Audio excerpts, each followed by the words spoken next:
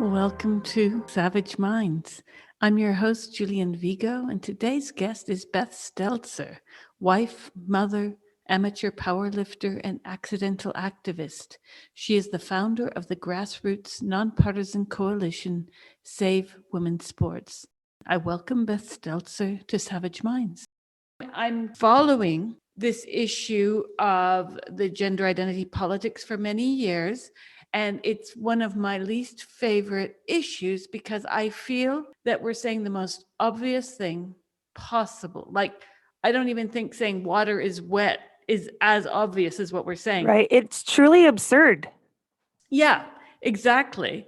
And today we had a guest post by a writer who has to use a pseudonym. It's gotten to be so crazy, as this writer put, just think about what this means, that women have to start, and even men have to start fearing for their livelihoods in an era where feelings trump reality.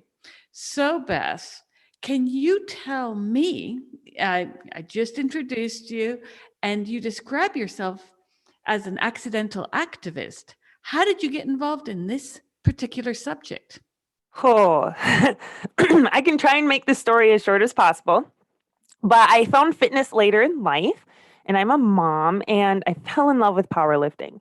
So after a year of doing it, I thought, maybe I had a chance of competing. Why not? So my husband encouraged me, and I trained very hard, like 5-6 hours a day, or 5-6 days a week, 2-3 hours a day, just as much time in the kitchen making meals. I really carved out the time to go to this contest. And at that contest, it was ruined because a man wanted to compete in the women's state championships and basically just threw a protest the whole time and this little pity party for themselves. And I had no idea about this whole gender ideology movement going on. And I kind of say it threw me down the rabbit hole.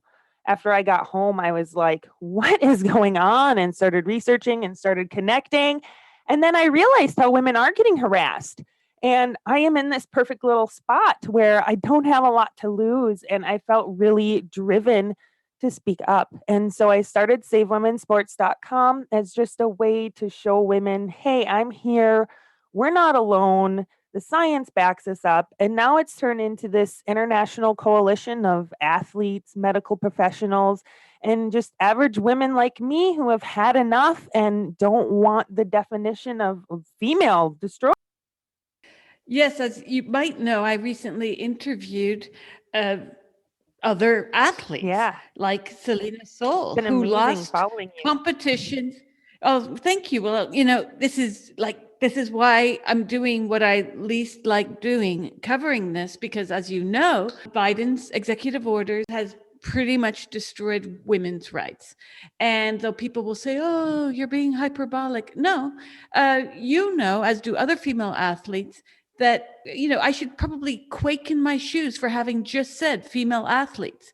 We can't say woman, we can't say. So you and other vagina havers who do masculine things like shot putting and whatnot, I'm sorry, I'm being sarcastic, but we have to really worry about our livelihood. So you feel yourself to be in a certain position where you can speak up because you are a mother. And may I ask where you are located in the US? If people haven't heard already by the accent, I'm long-lived Minnesotan. Yeah, I was thinking, gosh, I can hear Canadian in there. So yes. Yeah. Well, it's all cold right now. Yes, you've got that border accent. Yeah. So, well, Minnesota. So when you found out about this, you found this out while you were going to a competition or you were at the competition? Yeah, it was enveloping as the competition came forward and the athlete signed up and was told that they couldn't compete. And so that's what made them decide to protest. I'm very lucky that USA Powerlifting is they're an independent organization. They have the right to choose the rules they do. And to them, a male entering in the female, it's no different than entering in a doper, someone who's been doing steroids. This is not right. Well, did you think it was a prank at first? I did. When I first saw the articles of other girls supporting this male saying, support our friend trying to powerlift, I thought, what in the world is going on? It's like, It's such a breath of fresh air to hear podcasts like yours. I think we all have this joke like, yep, we're not crazy. They're crazy. You got to step out sometimes and see like they're really trying to pull the wool over our eyes. And definitely transgender women are not women. Well, that's the thing. Myself included, we've all been down the rabbit hole. We were, especially when we were younger women, myself in New York, where it was very queer central. We were taught to say, preferred pronouns just by virtue of being nice. And we're supposed to be nice and bake cupcakes and be nice again. Well, the funny thing is, I was in the army, so I was used to competing against men. I was in airborne school, Fort Benning, Georgia. I mean, I dare anyone to try that. I had a certain level of athletic scoring I had to make just to get into that camp. And I know, as did my black hats, what would be called drill sergeants outside of that domain, they know. I mean, I was running against men with a stride almost double my own, because the stride of the leg is dependent upon the height. And the same thing with your field of powerlifting, that's dependent upon muscle mass, bone density, all these things that I'm sure you've read the ridiculous takes by trans activists who claim it's all in our pretty little heads. So tell me, what did you do to organize around this issue initially? The website was my big thing initially, and then just reaching out to the other women that were at the contest that were wandering around like me, looking like, what is going on here?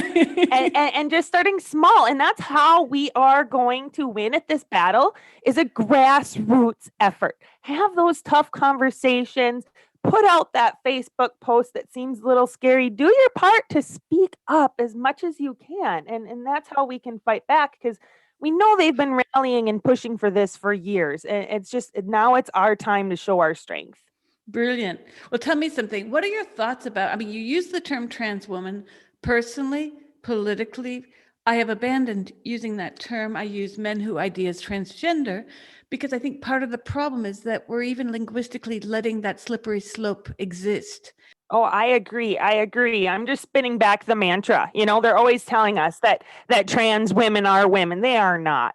They're males. And that's how I refer to them when I'm working with legislation. They're males. We should not allow males to compete in female sports. Boom. End of subject. It doesn't need to be any more defining to what sex is. We know sex is binary. It shouldn't be conflated or replaced with gender identity. And we also shouldn't be conflating sexual orientation and gender identity like we are with a lot of these laws coming out. It's phenomenal, isn't it? Because I come from the sexual identitarian group of Lebesians, as my friend Sherry called us, but of gay women.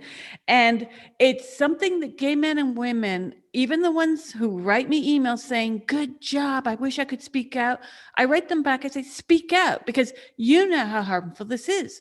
As kids, we were taught that we're really macho girls or tomboys, and we really, boys were taught that they were really girls. So in my recent interview with Ray Blanchard, we're talking about the fact that as homosexuality is more accepted, guess what's happening to the gay men who were previously identifying as transgender? They're pretty much disappearing as a focus group of study. It's a lot of AGP males. Okay. What does this mean, though, for the larger stake of why you and I and Selena and Jennifer, my gosh, Jennifer Wagner's Asali had McKinnon, now Ivy, now who knows what he'll name himself, beat her out at races, while the second place winner tried to shame her by saying, you knew the rules before. I don't think it's good enough that women get on that boat and start saying you knew the rules before, because we've had the carpet pulled out from under us by legislation that never included our voices. Did that happen in the States as well, where these rules were put in without consulting any women? Most definitely. There was small groups of activists pushing for the rights of, quote, trans identifying people. And they came into administration, they came into boardrooms with presentations basically saying how we all had to be nice, and these rules were set without consulting women. Even the Olympics only consulted a couple of women and one trans person who is a man results, which wasn't even a scientific study. It's self-reported from a handful of athletes over a number of years. It's not scientific. And that's what the Olympics took to set these rules. Again, it's always laugh or cry at these situations. It is. We have to have our moments to laugh when we can, because like you mentioned, we've all not fit in that box. A lot of the people on my team were, quote, tomboys when they were younger. And a lot of us are here now because we think, shoot, what would have happened if we would have grown up nowadays? A lot of lesbians have said, I would have been diagnosed as trans. Well, I think most women would have. I grew up in the 70s. I mean, I played hockey with the boys. This is the thing that kills me about the whole transgender nonsense. And I do think we have to call it out as nonsense because it's a fetish of what they think to be our identities. Well, exactly. How is it to feel like a woman? Can you tell me what that is? Can you define that? How do I feel like a woman? Because to me, I think the closest I've ever felt to feeling like a woman is giving birth. And still question sometimes. Well, to be honest, I used that example the other day. I was speaking with a lovely professor in the United States who also is gay. And I said to him, even when I was giving birth, I can't say that I felt like a woman. I was exercising my biological, body at that point. But do I feel like a woman when I'm giving birth more than when I was like the other day changing a battery in my car? Do I feel more like a woman when I'm making cupcakes as opposed to what men do, at Thanksgiving in the US, carving the turkey? Like, how is it that carving turkey is masculine, but washing up after is feminine? These are bullshit social constructions, and we all know it. And now they're just using them against us, basically. Yeah, well, it's convenient, isn't it? That, sex is on a spectrum. If you were following their arguments 5 years ago, everything was on a spectrum. And so we would say, well, then why are you demanding to be in our category? Make your own spectrum category. If blue is boys and yellow is girls, then make a green spectrum or make a purple, do something, but leave our spectrum alone. Leave our end of the spectrum alone. And that's how I feel with sports. Why are we just allowing them in and handing them over the podium on a silver platter with basically no research at all? Why are we just letting the robber in our house? Why shouldn't they have to prove their worthiness into our category? And we know that's never going to happen. You can never mitigate these differences. And besides the physical differences in performance, let's talk about something serious here in locker rooms and bathrooms and being close-bodied to males on a team. I mean, a lot of women we know have experienced sexual assault, and we rely on these sex-separated spaces to get through our lives without having panic attacks, without living in constant fear. We should have the right to say no to a male in our spaces. And they're not letting us say no. We're not even allowed to have a seat at the table. I'm curious how these organizations, especially the IOC, International Olympic Committee, got to the point of having people at the table. Initially, they didn't even have women in consulted. The consultation's only been recently after women were pushing back. But how did they come to this idea? I mean, what kind of misogynists are at the head of the IOC such that they're saying, Jane, your dress, you're a woman and you have pink cleats, so you can run track next to, what the hell? These are supposed to be sports experts. I think the issue is that the Olympics is not so much about the sports anymore as it is about the money. Yeah. And a lot of corporate sponsorships. If you look through their list, they're all supporting this. So if the Olympics didn't go for it, they would lose all their sponsors. That's about what I can come up with. But I will note that we did send them a rather successful petition from our little grassroots organization, and they did respond back that they would, look at it in the future, but not till after Japan. Is Japan happening at this point with the virus? I believe so. I have been so deep in my state legislation lately that I haven't been following it too closely, to be honest. Are you fighting this at the level of your state now in Minnesota? Well, with what Biden did with his, and now possibly signing the Equality Act or they're going to possibly vote on the Equality Act next week in the House, which would do the same thing, replace sex with gender identity. We're going to need to fight it at the state level. Luckily, in the United States, we do have state law, and it's the only thing we can do to fight back at this point. But we have entered in several federal legislations as well. But we have 23 states as of this morning that I know of that have entered in legislation during this first session. So it's been a crazy ride, but I'm so excited because when I look back, I think besides supporting women, just trying to create laws is really why I started doing this. You're listening to Savage Minds, and we hope you're enjoying the show. Please consider subscribing. We don't accept any money from corporate or commercial sponsors, and we depend upon listeners and readers just like you. Now, back to our show.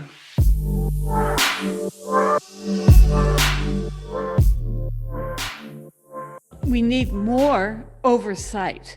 And the reality, as we saw in the UK, when laws were put into place without consulting women, I mean, there's a benefit in that at least now American women know only recently about the plans to put forth gender recognition and the Equality Act there. But this went through in 2004 in the UK by stealth. No one was consulted. And I find this really shocking that no one thought this through. I mean, the job of politicians might not be to have expertise in all fields, but I would think that their first point of entry beyond civil rights should be human rights. And oh my gosh, we're seeing one politician after another that's more into woke points than into protecting women and girls from even sexual assault. And I know, again, people will say, oh, but that's rare. Is it rare? We don't even have the questions asked. They're asking questions now in the UK on the census where men can just say, I'm a woman. We saw this thanks to Nicola Williams' work on sports and prisons in the UK. We saw from her research that slightly over half of trans-identified males in UK prisons are there for nothing other than sexual assault. So is it a stretch for women to worry when they have a 1 in 2 chance of perhaps, I mean, I'm bastardizing numbers because there's no study, right? We do not know. No, because how many of us are too scared to say anything? And that's one example that I've been using lately is what about, we're hearing all these suicide rates of these children. And if we don't let them play in the sports, they're going to kill themselves. Well, what about the young girl who doesn't want a boy in her bathroom, who doesn't want a boy on the field, who was sexually assaulted, who now has to quit and possibly kills herself because she was in a position to win a scholarship and had to leave her sport because she was too scared to be around a male body? She should have every right to say no. It's just absurd. And we're so lucky we have the women in the UK that have kind of led a roadmap to how we should be fighting this. And Nicola from Fair Play for Women has been amazing in all fields, but in the sports battle, she's really rallied us. And without her website, I might not even be here. Yes, her work has been phenomenal. I mean, aside from Nick's work, I mean, all the women in the UK just came up because when I started writing about this, it was dark web groups, basically. But now women are really coming together. Nick's sticking with it, man. She's really good. She's getting the data, or she's showing, on the other hand, that the data is not being collected. And that's worrisome because if a man or a young man, an adolescent, can identify as anything, women can't protect themselves. I mean, that old cliche, knowledge is power. Well, women can only speak up about their rights if they know what they're speaking to. You remove the language for them to speak to, and it's gone. And it's not even, like you pointed out, examples of sexual assault, but most girls are aware that sexual assault is a possibility. You don't have to be sexually assaulted to be conscious that, wait, he shouldn't be in here. And I love it when the bottom line is that how can you know that someone's really transgender? Well, duh, women can and girls can. We intuit who is a man, even by hands. Right. And And even if what we're doing by allowing people who identify as transgender into the bathroom is conditioning girls to accept these male bodies. And we don't know someone's true intentions. So then if a predator does come in there, they're conditioned to think it's okay. I mean, the bottom line is that what I've found in discussing this issue, even on social media, the bottom line is that we are not supposed to say that these men are men, because to do so is to put them in the category of other men. And you remind them, but obviously we don't think that most men or all men are rapists. The reason why there are separate spaces is because the protection is on our side of our ability to say, no, this is our neutral space of not having any risk or any danger from you. And of course, then they pull up, but women also sexually assault. Well, not in bathrooms. The sexual assault that happens from women is rare, and it happens usually, when it does happen, in prisons and from adult women to children. It's very rare sexual assault. I'm not going to go to a McDonald's bathroom and get sexually assaulted by a woman. I'd probably get struck by lightning quicker. I mean, sorry to put it like that, but these are facts. And I think that these men don't want to be encompassed statistically or through language with other men. And that's the rub for us. Yeah, it's really sad that, well, where are the men here stepping up to tell these other men that they are safe in the men's locker room on the male's team? Well, that's the other side of the argument that I've been making for years. I said, don't give us your socks to sort out. Sort out your own sock drawer. These are your men. You go and you tell them you don't care if there are pink running tights in your changing room. You don't care if there are waxed chests in your changing room. You tell them you don't care about stilettos in your changing room. See, that have men come to your aid? I mean, I've had emails from past Olympians who are in your field of heavy lifting and wrestling, but not from the US. Have any men been speaking out there? Yes, more and more every day. I think a lot of the battle I face here is education. As you asked me in the beginning, you asked if I thought it was a joke when I first saw it. And I think that's a lot of people's gut reaction. Like, oh, this must just be a prank or whatnot. But when males realize that their wives, daughters are going to be put in these terrible situations, they've had it, they flip, and they're fighting back. We have several male doctors here in the United States that are stepping up, including Dr. Chris Hunt from USA Powerlifting. They have the knowledge and I have the emotions. So it's a great thing. Although I think it's absurd that we even have to have facts. As I said before, we're women, we're saying no, that should matter. Why are we placing the feelings of this small percentage of, like, as in my battle in high school right now, young males, and not listening to these young females and putting them in such a difficult situation? It's terrible. It should not rest on the shoulders of young women to fight this. Well, it's almost as if they're defying their own argument that sex is the social construction and that gender is the biological real, because the very people, ironically, being discriminated against in this is the same class. It's people with vaginas, since we can't say females and we can't say woman. But it's you know what I mean? It's almost as if they're proving exactly what feminists have been saying all along. And I got to wonder, Beth, what the end result of this is going to be. Because when you have, did you see the power lifter? He's an American, but living in the UK, Zuby. Did you see his powerlifting performance? Yeah. And I would like to point out that Zuby does not hold any records. Zuby just basically went and lifted the weight that was equal to a women's record. But yeah, I think it's really great what he has done for awareness. I wish he would speak up even more. We need his help here in the United States. So Zuby, if you're out there, get more of us on your podcast.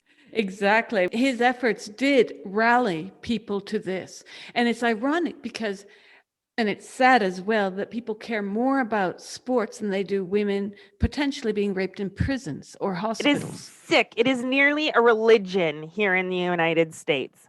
Yeah, sports is where people see injustice, not other spaces.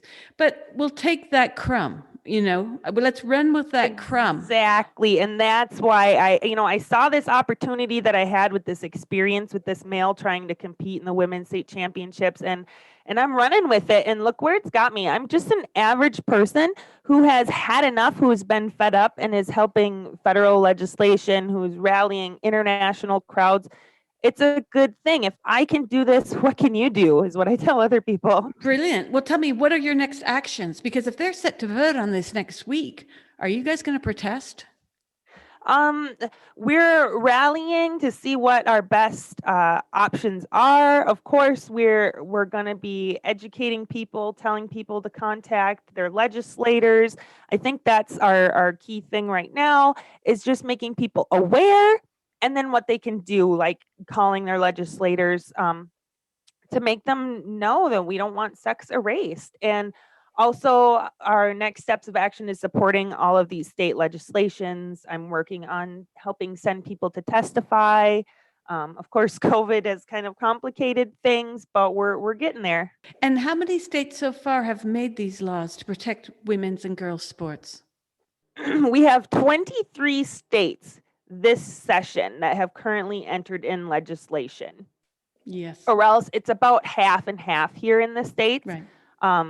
In Minnesota, my son here would just have to wake up tomorrow and need a note from me saying that he identifies as Julie now, and that's all it takes. Yes. Well, I think parents should maybe get more performative about this as well, and say that their child identifies as a star, or as, I don't know, maybe make up a pop star's name and insist that they get, catered meals at lunch or something, because it's really crazy that one can identify their own child. I mean, one would question, where are the child abuse experts in this scenario as well? It's a whole nother can of worms that I try not to concentrate on and keep into the sports, because it's just crazy how all these different branches are connected. And thank goodness we have, like in the UK, there, Fair Play for Women. We have people like Jennifer Bielik in the 11th Hour blog showing us where the money trails are. If we all just keep speaking up and stay connected, courage calls to courage, and we will win this war. Tell me, what do you say to your detractors? All the people, mostly on the left, in fact, sadly. I am from the left, but you know the story. What do you say to those who call you Bible-thumping conservative, homophobic, transphobic, blah, blah phobic? You're linguistic phobic, apparently, as well. What do you say to them? I don't fit any label but woman, and that's what I'm fighting for, and that's what I'm going to save.